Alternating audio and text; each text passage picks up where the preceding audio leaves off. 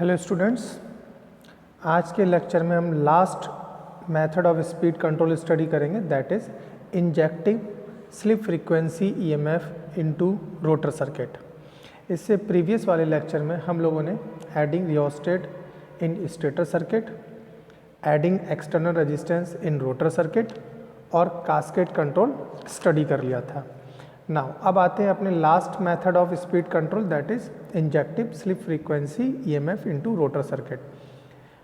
इस मेथड को परफॉर्म करने के लिए, इस मेथड ऑफ स्पीड कंट्रोल को परफॉर्म करने के लिए दो तरीके हैं। First one is called Kramer system, second one is called Scherbius system.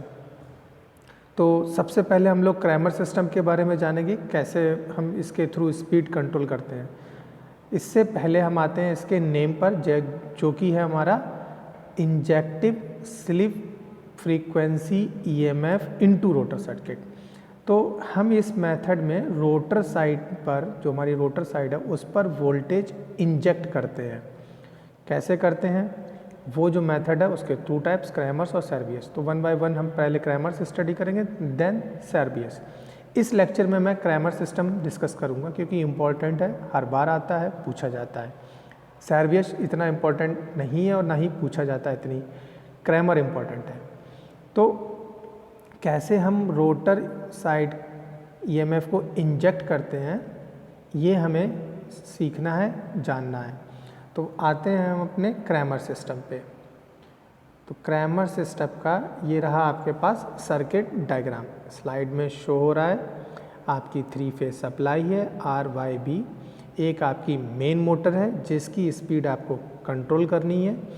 Main motor का नेचर कैसा है? Slip ring type. आप स्क्वायरल केज टाइप रोटर नहीं यूज़ कर सकते हैं, ये इसकी एक लिमिटेशन है। आफ्टर दैट हमने जो मेन मोटर है उसकी स्लिप रिंग और ब्रशेस के थ्रू सप्लाई दे रखी है आपकी रोटेटरी कन्वर्टर पर।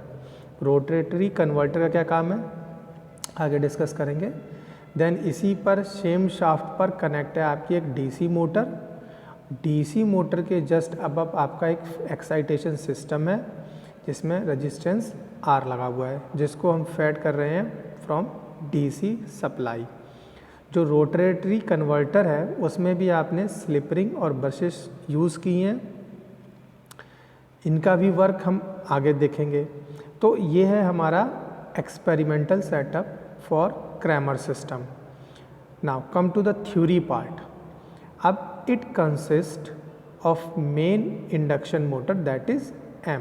तो M आपके सामने एक इंडक्शन मोटर है जैसा कि सर्किट डायग्राम में दिख रहा है, whose speed we have to control. Besides this, 2 additional equipments we used. First one is DC motor, second one is rotatory converter. अब come to the working part. This is our working part. Please ध्यान से सुनिएगा, बहुत important है इसकी working समझना। तो working है, the slip rings of the main motor are connected to AC side of a rotatory converter. The DC side of rotatory converter fed up a DC shunt motor commutator which is directly connected to the shaft of the main motor. तो paragraph ये कहता है जो main motor है उसकी जो slip rings हैं वो कनेक्टेड हैं आपके रोटेटरी कन्वर्टर की AC साइड, और रोटेटरी कन्वर्टर का जो DC साइड है उससे हम एक DC मोटर को सप्लाई दे रहे हैं। ठीक, तो वर्किंग थोड़ा सा ऐसे समझिए कि आपकी जो रोटेटरी कन्वर्टर का काम क्या होता है, AC को DC में कन्वर्ट करना with a fixed ratio of AC to DC। मतलब वोल्टेज का जो रेशियो है AC टू DC वो फिक्स्ड रहता है in case of rotary converter. जब वो डीसी में चेंज कर लेगा तो उस सप्लाई को हमने डीसी मोटर को दे दिया। अब क्या किया, a separate DC supply is required to excite the field winding of DC motor and exciting winding of a rotary converter. The variable resistance is introduce in the field circuit of a DC motor which act as a field regulator. हमने क्या किया कि जो DC motor है और rotatory converter है, इसके लिए आपने सेपरेटली फील्ड वाइंडिंग यूज़ की है, जिसको हमने डीसी सप्लाई दे रखी है। डीसी मोटर के साइड की जो फील्ड वाइंडिंग है उसमें एक हमने रेजिस्टेंस आर इंट्रोड्यूस कर रखा है, जो कि एक्ट करेगा एज अ फील्ड रेगुलेटर। ठीक, अब नेक्स्ट पैराग्राफ पे आते हैं। The speed of the set is controlled by the bearing the field of the DC motor with the help of rheostat R. When the field resistance is changed, the back EMF of motor changes. Thus, DC voltage of the commutator side changes. मतलब क्या लिखला कि speed को हम control, क्योंकि हमारा ये method जो है वो स्पीड कंट्रोल का है, तो जैसे ही आप अपने फील्ड रेगुलेटर या रियोस्टेट आर को चेंज करेंगे या डीसी मोटर के साइड का एक्साइटेशन चेंज करेंगे, तो डीसी मोटर का जो बैक ईएमएफ है वो चेंज होगा।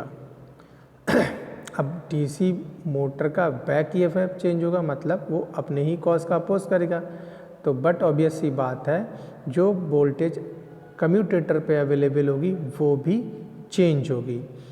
अब जो कम्यूटेटर वोल्टेज है वो भी चेंज होगी। अब इसके कारण जो रोटेटरी कन्वर्टर है जिसकी साइड डीसी है, मतलब वो वैल्यू चेंज हो गई, वो डीसी वोल्टेज की वैल्यू चेंज हो गई। बट रोटेटरी कन्वर्टर का काम है कि वो उस रेशियो को, एसी और डीसी साइड की वोल्टेजेस का रेशियो को कांस्टेंट रखना है। तो रोटेटरी कन्वर्टर अपने एसी साइड की वोल्टेज को भी चेंज करेगा और उस चेंज वोल्टेज को वो सप्लाई करेगा आपका मेन मोटर का जो स्लिप रिंग है या रोटर साइड है वहाँ पर। मतलब this change the DC voltage on the rotor DC side of a rotary converter. Now rotary converter has a fixed ratio between AC और DC side voltages, thus voltages on its AC side also changes.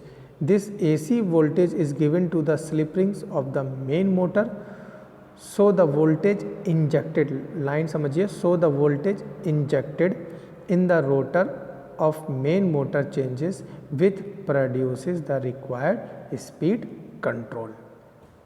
तो इसके कारण हमारी speed को हम control कर लेते हैं जब आपका एसी साइड जो है रोटेटरी कन्वर्टर की वोल्टेज चेंज होती है, और उसी चेंज वोल्टेज को हम अपनी मेन मोटर इंडक्शन मोटर के स्लिप रिंग पर भेज देते हैं। अब आते हैं इसके कुछ एडवांटेजेस पर। तो डिसएडवांटेज हम लोग पहले ही डिस्कस कर चुके हैं कि आप इसे स्क्वायरल केज टाइप के रोटर्स के लिए यूज़ नहीं कर सकते। तो कुछ इसके एडवांटेजेस हैं। The main advantage of this method is that a smooth speed control is possible. Second है wide range of speed control is possible. And last है another advantage of this system is that the design of a rotary converter is practically independent of the speed control required.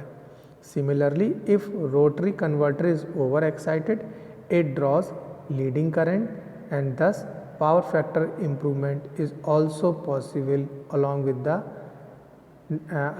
the necessary speed control.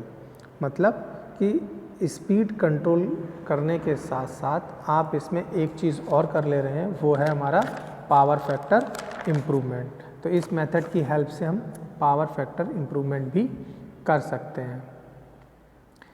अब ये था हमारा आज का topic. Next lecture में हम लोग स्टडी करेंगे harmonics, effect of harmonics on 3 phase induction motor, और उसी में स्टडी करेंगे कॉगिंग और क्रॉलिंग।